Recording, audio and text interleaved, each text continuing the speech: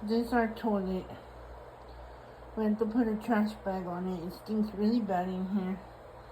It don't flush because the septic tank is full outside. So when you flush it, all the poop starts flying out everywhere. It starts coming out of the shower hole thingy, whatever that is, the drain. This is so unsanitary and disgusting.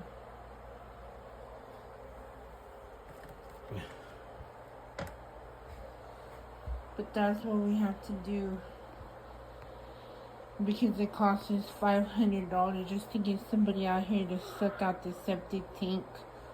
Since this house is over 100 years old, it's not connected to the city, so yeah, super disgusting.